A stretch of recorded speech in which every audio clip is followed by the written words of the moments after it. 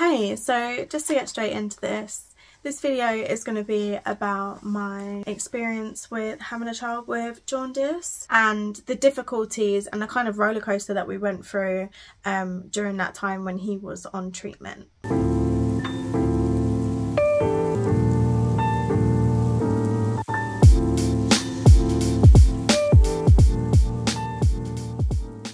So they were born on the 4th.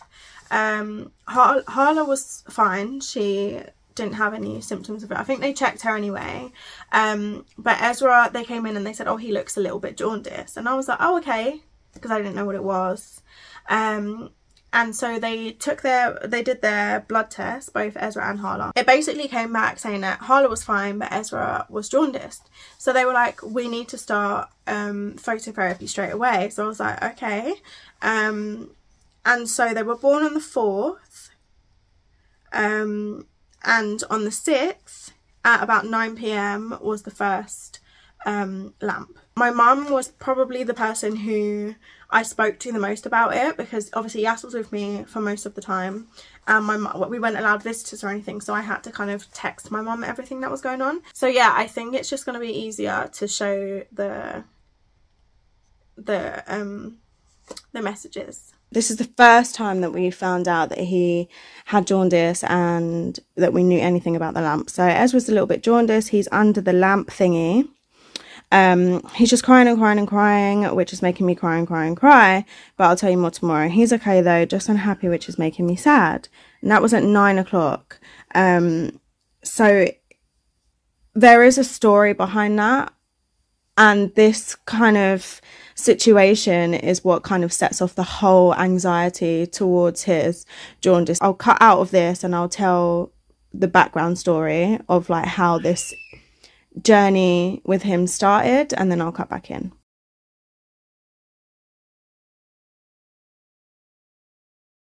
The person who was in there before us had the windows completely open, like wide open, and they basically, it's November, so it was freezing cold.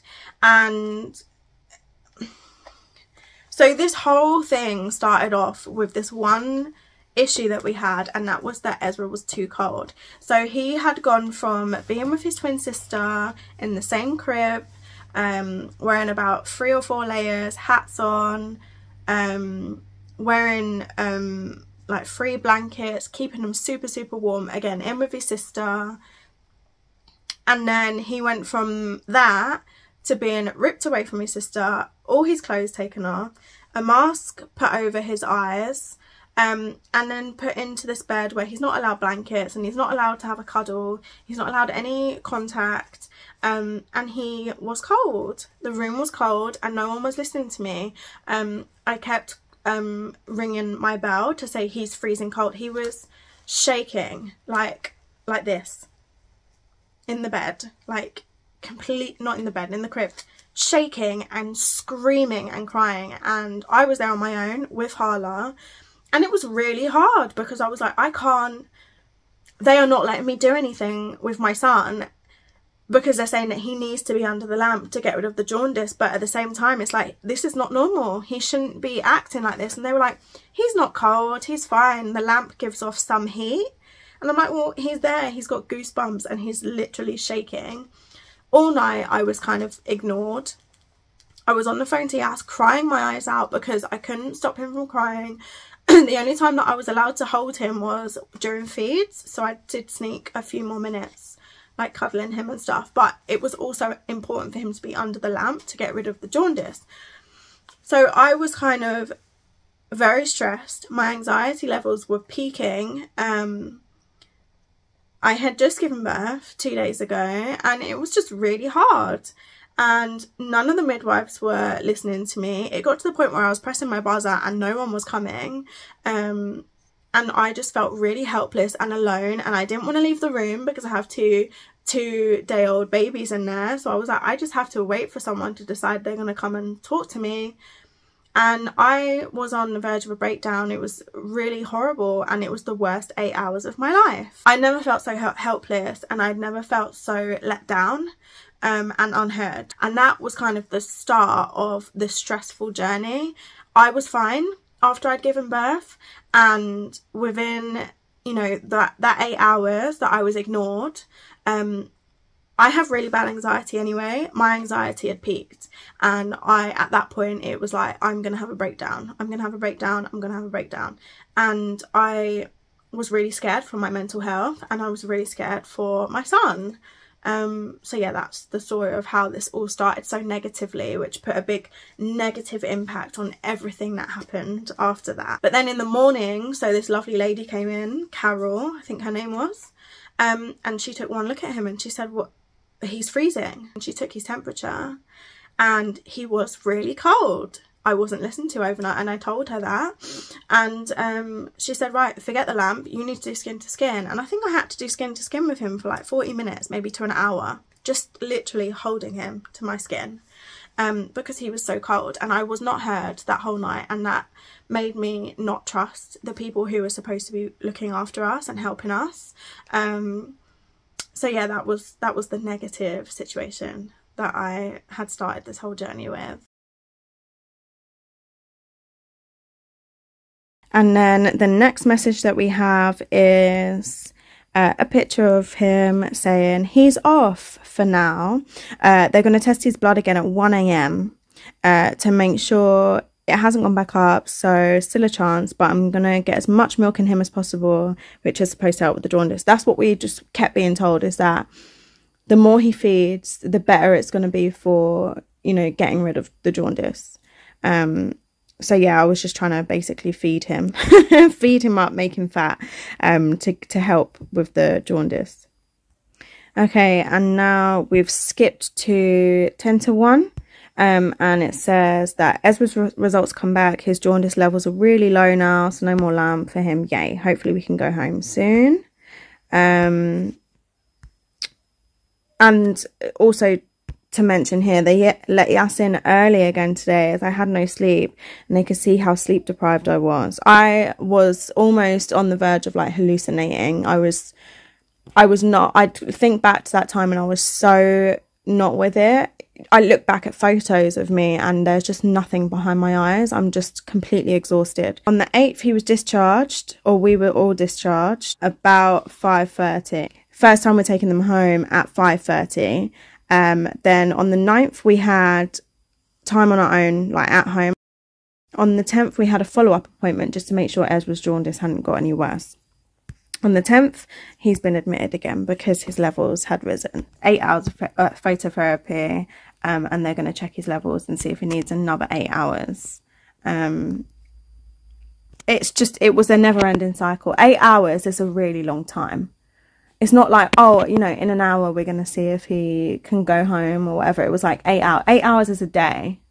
Do you know what I mean? So it just lasted forever.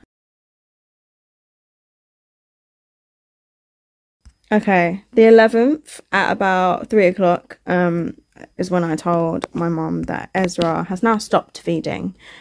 Ezra refused to drink milk. He refused to do anything. So it was almost like he had exhausted himself, because it would take him like an hour to feed. And then because I was feeding him like every 3 hours or something, it was like it was taking him over an hour to feed, and then it was like we'd get like an hour in and then he's got to feed again, and it was just because it was taking so long, he was just too exhausted to do any more feeding, and it eventually resulted in him just not feeding at all. So they had to put a feeding tube through his mouth or his nose, up his nose and down his throat, which made me really sad. I couldn't be there for it. Yas was there for it, and he said it was horrific. He had to like hold him down. I could hear him crying in the hallway, and I was on the phone to my mum crying at this point. So that was really traumatic, and I hated that. But I understood that he needed it because he genuinely was not feeding. And then I said, I'm trying to keep positive, but I feel like I'm on the verge of a breakdown. I really did feel like I was on the verge of, maybe I was having a breakdown and I didn't even know it. Fast heart rate and a bit shaky. I kept having panic attacks as well. And anxiety attacks. I was waking up with crazy anxiety, and it was just not nice. Okay, and I think this might be the first time that Yas was allowed to stay overnight. I think it was against like their rules, but I think they could see that I was not coping. I was not doing well, and I think that they could see that. So I think they spoke to like the head midwife. I don't really know the proper title, and she said, yeah, we'll sort them out a private room. Yes, because it is unfair on the other ladies that were staying. But I think they were thinking about my safety as well as Ezra's. So they said that he was allowed to stay, but in a private room, and he wasn't allowed to leave that room after visiting hours were over. So he basically had to hide him. So this is when we were given a private room again, and they got a second bed for him, which was really nice. So here, so it's 10:30, and so he had a feeding tube at 3, I think it was, and then he was on the lamp, and then we're now at 10:30, and he's off phototherapy, and we have to wait 12 hours so he can be tested again to make sure it hasn't spiked.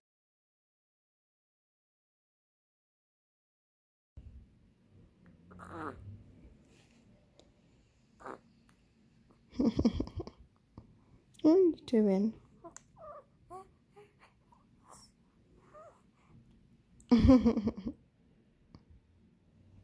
Oh, big yawn. Are you sleepy?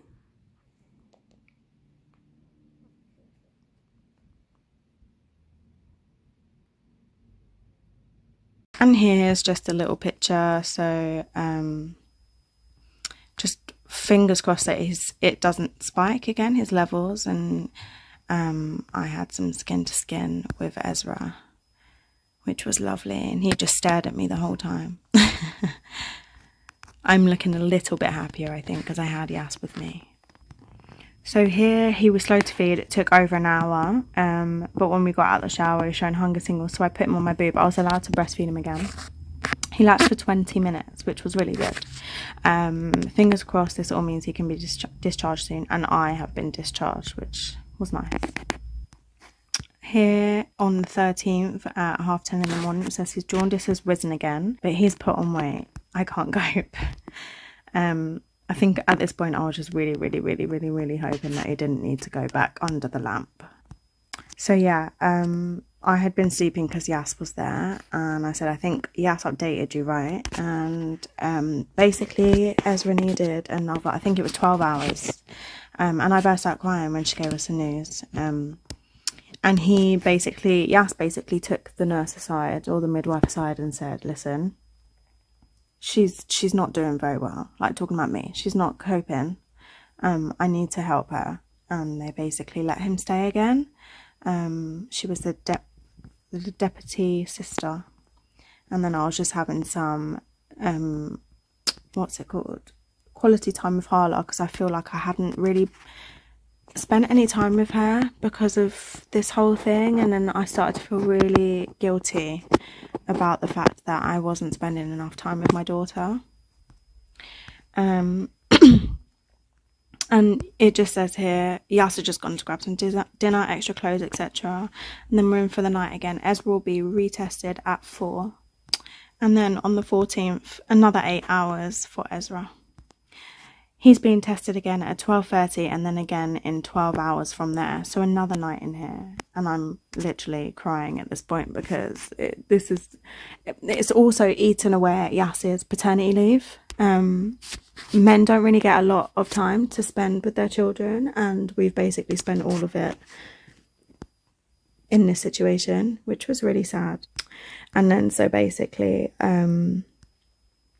this is just me getting frustrated because it just seems to be a constant cycle of his levels go down, he's off the phototherapy, his levels go up, and he's back on the phototherapy, and round and round and round we go. So I was just getting really frustrated.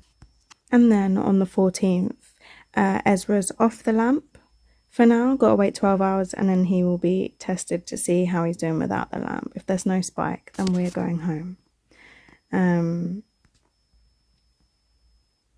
And we kept asking if Yas could stay, but everyone was too scared to give the answer because, again, it's against the rules, so they have to make sure that it's only like the really high up people who can say whether he's allowed to stay the night or not. But it was making me really anxious because I couldn't bear doing another night without him. And then here, I just basically update my mum and say that they've allowed Yas to stay. And then here, this is the 14th at 10 to 9. They'll test him again at 6:30 in the morning, see if he's to see his levels, and if they have stayed down, they will discharge her. So yeah, big fingers crossed. 15th at 7 in the morning, I'm updating my mum. His levels have gone up a little bit, so we'll have to stay until 2 for another test. It's not looking great. So yeah, just wait until 2 o'clock now to see if his levels have risen. And then finally here, the doctor has just been in and he's discharged us. And what was the craziest thing about it all is the doctor had come in and just said, you know, this is just going around in circles. We're going to send you guys home. Ezra's levels had still risen, but yeah, they still discharged us. So I feel like we could have gone home a lot earlier. I'm sure there was more to it. I think Yas understands it a little bit more than me because it's very like technical. But yeah, they discharged us finally and we were able to go home, which made me so happy. So I think we were discharged at about 4 o'clock. So what was affected because of this whole issue? So first off, my breastfeeding was affected. I think I spoke about, yeah, I did speak about this in my breastfeeding video. I was told to stop breastfeeding because he had jaundice, which is fine. But also I think I was so stressed from the first night where I wasn't listened to and I was completely ignored, and almost people were talking to me as if like get over it kind of attitude. I was on such high anxiety that I think is what stressed me out so much. It affected my breastfeeding because I lost my milk due to stress. Also, Ezra has started out at the newborn stage, he was very clingy. So like Harla was very independent and she kind of stuck to herself. I don't mind obviously Ezra being a bit clingier and wanting to cuddle, but he was very wanted to be with me, didn't want to be put down. He was like that for the first few months. He was very like, I want to be with mama. I want to be with my mum. So yeah, that's another thing. Again, that's not like such a big deal, but it was a difference because I found it hard to try to kind of have equal time with Harla because he was so attached to me because of that whole, or I think it's because of that whole situation. My anxiety was sky high and I couldn't get rid of it for weeks, even months. I think he would cry and it would be like PTSD. I know that sounds stupid, but he would cry and I would stop everything and run to him because that sound was like scratched into my brain from the traumatic time when he was like freezing cold and shivering and wasn't allowed to cuddle, you know. And so that really affected me and my anxiety was up for weeks. Luckily, Yas is a very good dad and a very good partner. So he helped me through it and he was very good with that, but it really stressed me out and I was on the brink of a breakdown for probably for about 3 months of their newborn stage. My anxiety had been put up there and I couldn't bring it back down. So yeah, it just kind of had negative lasting effects. But anyway, that was the story of Ezra's jaundice. He's good now. He's a crazy little boy. He runs around and he climbs on everything. He's perfect. So yeah, that's a happy ending. But it was a horrible traumatic situation that we had to kind of get through. If you like this video, then like this video. If you have any questions or comments, comment down below, or you can get to me on my Instagram. You can DM me and I'll reply to you. My Instagram's in the description. And also, if you want to see more of my twin journey, then follow along and subscribe to my channel.